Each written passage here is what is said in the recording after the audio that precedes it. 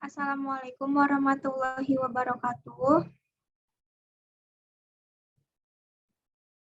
Kepada dosen yang saya hormati dan juga teman-teman yang saya banggakan, di sini kelompok kami akan mendiskusikan hasil materi yang kami rangkum. Topik yang akan kami bahas hari ini yaitu sesuai dengan tugas yang diberikan oleh dosen kita, HIV/AIDS.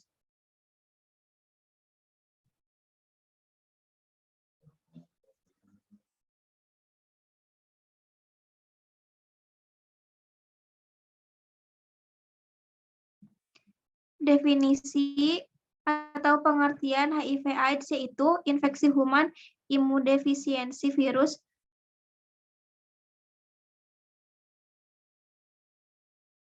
adalah suatu spektrum penyakit yang menyerang sel-sel kekebalan tubuh yang meliputi infeksi primer dengan atau tanpa sindrom akut, stadium asimptomatik hingga stadium lanjut, acquired immunodefficiency syndrome atau AIDS yang disebabkan oleh menurunnya kekebalan tubuh akibat infeksi atau virus HIV dan merupakan tahap akhir. HIV adalah suatu penyakit yang menyerang sel-sel kekebalan tubuh yang meliputi infeksi primer dengan atau sindrom akut, stadium asimptomatik hingga stadium lanjut, dan AIDS merupakan tahap akhir dan infeksi HIV. Selanjutnya materinya akan dibacakan oleh Estimasi HIV. Berdasarkan estimasi Organisasi Kesehatan Dunia atau WHO, jumlah kasus baru HIV di seluruh dunia hampir 1,5 juta pada 1,5 juta kasus pada 2020. Afrika tercatat sebagai kawasan yang memiliki jumlah kasus HIV tertinggi, yakni 880.000 kasus. Dilihat menurut jenis kelamin, jumlah laki-laki pengidap HIV lebih tinggi dibandingkan perempuan. Jumlah laki-laki yang mengidap HIV pada 2020 tercatat sebesar 660.000, sementara perempuan sebesar 640.000. Kasus HIV ini pada kelompok usia 15 tahun ke atas sebesar 1,3 juta kasus, adapun pada kelompok usia anak-anak 15 tahun ke bawah sebesar 150.000 kasus. Menurut estimasi WHO, sebanyak 680.000 orang meninggal karena HIV pada 2020. Dari jumlah tersebut, sebanyak 99.000 merupakan anak di bawah 15 tahun dan 580.000 dewasa di atas.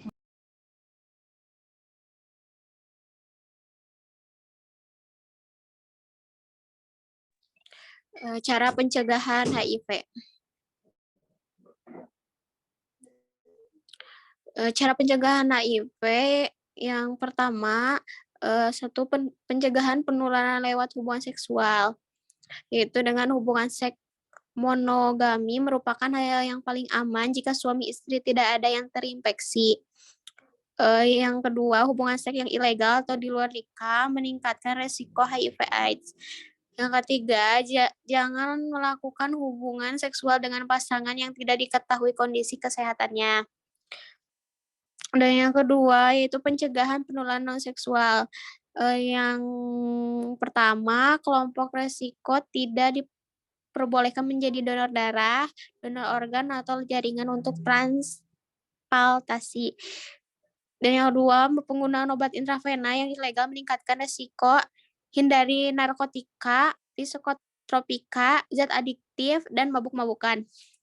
Dan yang terakhir, pemakaian jarum suntik dan alat lainnya, ya seperti akupuntur, tato, tindik, salon, harus dijamin sterilisasi. Tujuan penanggulangan HIV. Tujuan umum penanggulangan HIV atau AIDS, mencegah dan mengurangi penularan HIV, meningkatkan kualitas hidup ODHA, serta mengurangi dampak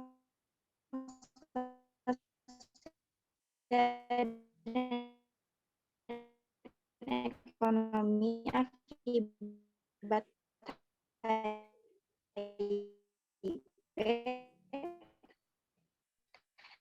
dan AIDS pada individu, keluarga, dan masyarakat. 2. tujuan khusus penanggulangan HIV dan AIDS.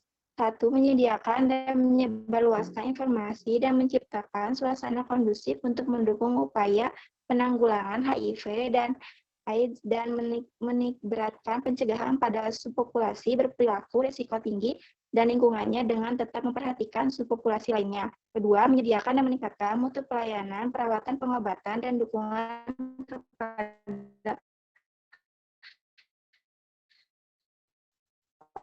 ODA.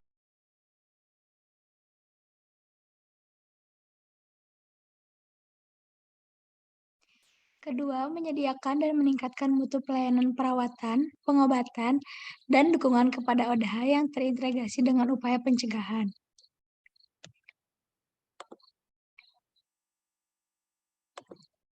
Ketiga, meningkatkan peran serta remaja, perempuan, keluarga, dan masyarakat umum termasuk ODA dalam berbagai upaya penanggulangan HIV dan AIDS.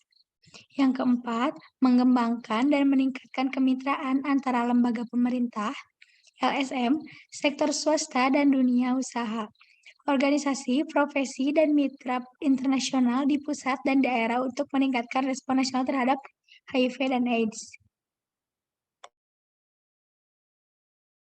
Yang kelima, meningkatkan koordinasi kebijakan nasional dan daerah serta inisiatif dalam penanggulangan HIV dan AIDS.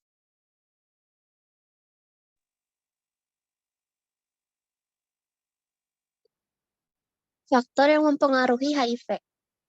HIV biasanya ditularkan melalui hubungan seks dengan orang yang mengidap virus itu dan terdapat kontak langsung dengan darah atau produk darah dan cairan tubuh lainnya. Pada wanita, virus mungkin masuk melalui luka atau lecet pada mulut rahim atau vagina. Begitu pula virus memasuki aliran darah pria jika pada genitalnya ada luka atau lecet. Hubungan seks melalui dubur berisiko tinggi untuk terinfeksi, namun juga melalui vagina dan oral. HIV dapat juga ditularkan melalui kontak langsung darah dengan darah, seperti jarum suntik, pecandu obat narkotik suntikan, transfusi darah atau produk darah, melalui ibu hamil ke bayi saat melahirkan, pisau cukur, dan sikat gigi. Tidak ada bukti penularan melalui kontak sehari-hari seperti berjabat tangan, mencium, gelas bekas dipakai penderita, handuk, atau melalui kloset umum. Karena virus ini sangat rapuh. Kelompok beresiko tinggi terhadap HIV/AIDS adalah homoseks, pecandu obat narkotika suntik, hemofilia, transfusi darah, anak dari ibu HIV+, anak dari ibu HIV positif, perawat, karyawan di laboratorium klinik, dan wanita tunasusila atau WTS. Untuk menilai apakah seseorang kena HIV, maka diadakan uji antibodi HIV.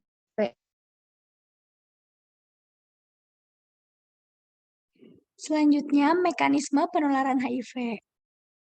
Wanita yang mengidap HIV dapat menularkan penyakit ini pada janin di dalam kandungan melalui aliran darah yang masuk ke tubuh bayi. Kemungkinan besar ini terjadi pada minggu terakhir kehamilan atau selama persalinan. Selain darah, bayi juga dapat terminum cairan yang sudah terkandung virus HIV. Penularan juga dapat terjadi melalui plasenta saat pertukaran asupan makanan terjadi. Pada kebanyakan kasus HIV, tidak dapat melewati plasenta yang menghubungkan sang ibu ke bayi apabila sang ibu sehat. Plasenta dapat membantu untuk memberikan perlindungan bagi bayi yang sedang berkembang. Faktor-faktor yang dapat mengurangi kemampuan perlindungan plasenta terhadap infeksi adalah telah terjadinya infeksi dalam rahim, infeksi HIV tahap lanjut, serta malnutrisi.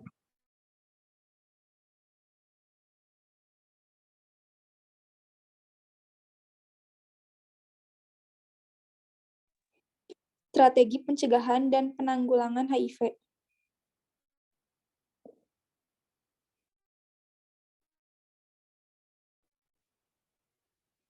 Strategi Nasional Pengendalian HIV dan AIDS tahun 1994 merupakan respon yang sangat penting pada periode tersebut. PA telah mengkoordinasi upaya pengendalian baik yang dilaksanakan pemerintah, lembaga swadaya masyarakat atau LSM, serta sektor lainnya. Sementara itu, bantuan dari luar negeri, baik bantuan bilateral maupun multilateral, mulai berperan meningkatkan upaya pengendalian di berbagai level.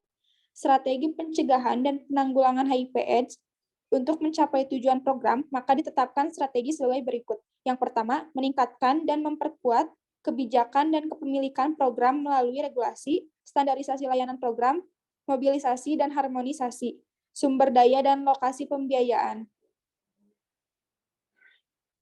Yang kedua, meningkatkan dan memperkuat sistem kesehatan dan manajemen program melalui peningkatan kapasitas program pengembangan SDM, program yang profesional, manajemen logistik, kegiatan monitoring dan evaluasi program dan promosi program.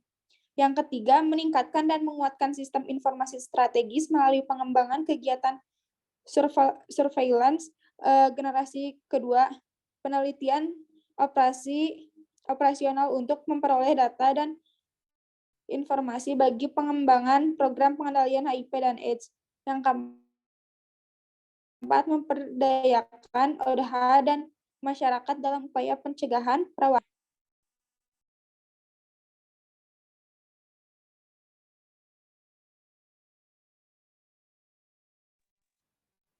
Program pelayanan HIV. Upaya pencegahan penularan HIV dari ibu ke anak telah dilaksanakan di Indonesia sejak tahun 2004. Khususnya di daerah dengan tingkat epidemi HIV tinggi, PPIA merupakan bagian dari upaya pengendalian HIV/AIDS dan IMS lainnya melalui pelayanan KIA. Pada saat itu, upaya yang dilakukan terfokus pada penyusunan pedoman nasional, penyusunan modul pelatihan PPIA, pembentukan jejaring, Poskesdes, pos kesehatan desa, pelayanan dan memulai pembenahan sistem pencatatan dan pelaporan. Pada waktu itu, pemeriksaan posyandu, pos pelayanan kesehatan terpadu. PPPKMI, Perkumpulan Promosi dan Pendidikan Kesehatan Masyarakat Indonesia, PPIA, serta kurangnya perhatian dan dukungan dari pengelola program, maka pengembangan program PUS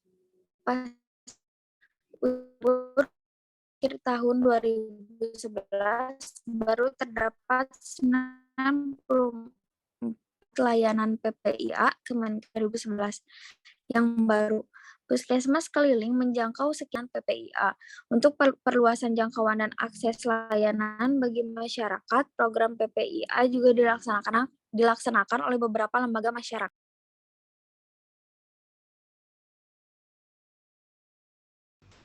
Intervensi yang dilakukan pada pasien HIV/AIDS. Yang pertama yaitu intervensi penggunaan obat antiretroviral untuk mengurangi infeksi HIV baru. Yang kedua yaitu intervensi biaya konseling HIV untuk menemukan bahwa komposisi biaya serupa di semua tingkat perawatan. Yang ketiga, intervensi pendidikan kesehatan tentang HIV/AIDS, pencegahan HIV/AIDS untuk mengurangi penularan angka HIV/AIDS, peningkatan pengetahuan HIV dan kepatuhan minum obat penderita HIV. Yang keempat yaitu intervensi pengaruh dukungan sosial pada kualitas hidup untuk meningkatkan kualitas hidup ODH.